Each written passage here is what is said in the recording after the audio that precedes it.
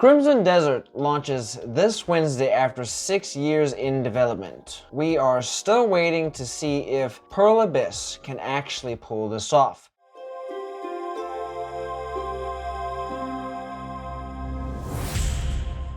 So 6 years in development, 150 gigabytes, and we still haven't seen extended gameplay footage. Crimson Desert launches this Wednesday, March 19th at 3 p.m. Pacific and 6 p.m. Eastern. This is Pearl Abyss's massive single-player action RPG that's been in development since 2020. PlayStation 5, Xbox Series X and S, PC, and Mac are all launching simultaneously. You play as Cliff, the leader of a mercenary group called the Greymans. Your crew gets ambushed by a rival faction called the Black Bears. Most of your team is killed. The survivors are scattered across the continent of Pywell. Your job is to reunite them, rebuild your crew, and take revenge. The game runs on Pearl Abyss's custom Black Space engine. They're promising ray tracing global illumination on PC, 60 frames per second on PlayStation 5 and Xbox Series X. Series S targets a more 40 FPS, which is still solid for an open world game this massive. Combat is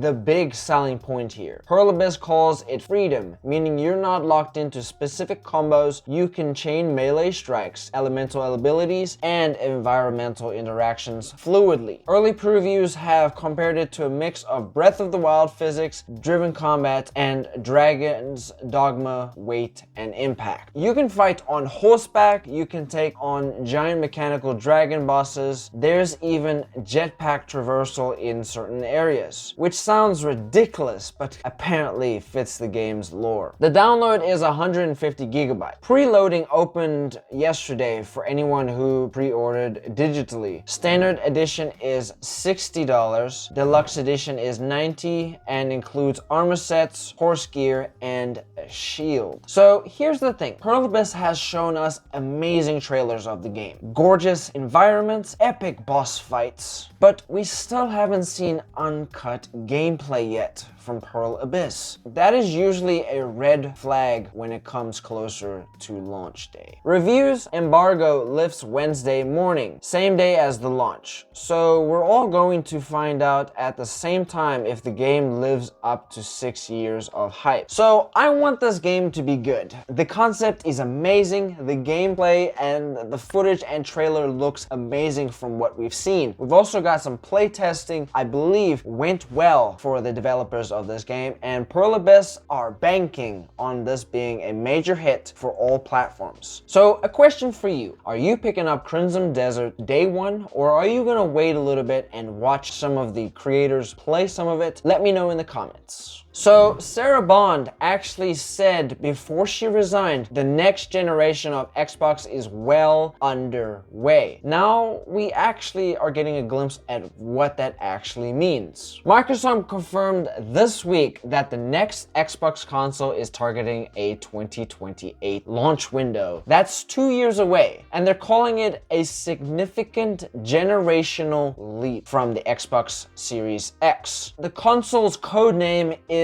Project Helix. Microsoft is building it around AI-powered upscaling and cloud hybrid architecture. This means that the console will handle local processing for gameplay, but AI features and certain graphical enhancements will pull from cloud servers. They are also confirming full backward compatibility with every Xbox game ever made. Original Xbox 360, One, and Series X games will all run on this new hardware. The price hasn't been announced yet, but insiders are saying Microsoft is targeting a $500 launch price, same as the Series X at launch. So Xbox has been really in a whole page of uncertainty right now. Console sales are down, Game Pass is trying to stay alive, and after Phil Spencer and Sarah Bond's resignation, we are still waiting to see if Xbox can turn around this big move. Let's see if Asha Sharma can actually live up to what she says. This announcement shows that Microsoft is still committed to hardware. They're not abandoning consoles for a cloud-only future, at least not yet. I think that the AI upscaling for this could be huge. We have seen that NVIDIA's DLSS and AMD's FRS AI upscaling can make a difference. So we'll wait to see. So tell me, do you trust Microsoft's moves right now, or does it sound like a recipe for disaster? Comment down below. PlayStation just put one of their highest exclusives on the PS Plus lineup. Marvel's Spider-Man 2 is now available on PlayStation Plus Extra and Premium. This is Insomniac's massive superhero sequel that launched in October of 2023. If you're subscribed to the PS Plus Extra or Premium, you can download and play the game right now. No additional cost required. The March lineup also includes Test Drive Unlimited Solar Crown, Neva, and Season, A Letter to the Future. But Spider-Man 2 is obviously the headliner for this month's PS Plus. Spider-Man 2 sold incredibly well at launch. This was one of PlayStation's best performing exclusives. Putting it on Plus Extra this quickly shows Sony is prioritizing subscription value over individual sales. This is a smart move. People are more likely to stay subscribed to a subscription if there is a value piece put in place. So I finished Spider-Man 2 back in November of 2023, and I genuinely think this is one of the best superhero games of this decade. The combat is smooth, the game graphics are smooth, and the storytelling is absolutely impeccable. I love the duality of Miles and Spider-Man in this game. If you haven't had a chance to go and play this, now there are no excuses. Go ahead and play it right now. I guarantee you'll enjoy it. So I want to know, are you only playing Marvel Spider-Man right now on PS Plus, or did you play it at launch? Let me know down below. A franchise that has not been awake since 2002 is now officially making a comeback with 2 games in the same month. This is cool. Legacy of Kain is back. Crystal Dynamics is releasing 2 games this month. One already launched. One drops at the end of March. First, Legacy of Kain Defiance Remastered launched on March 3rd. This is the full remaster of the 2003 action-adventure game with updated graphics, modernized controls, and restored content from the original development archives. The deluxe edition includes a playable demo of Dark Prophecy, the canceled sequel that never saw release.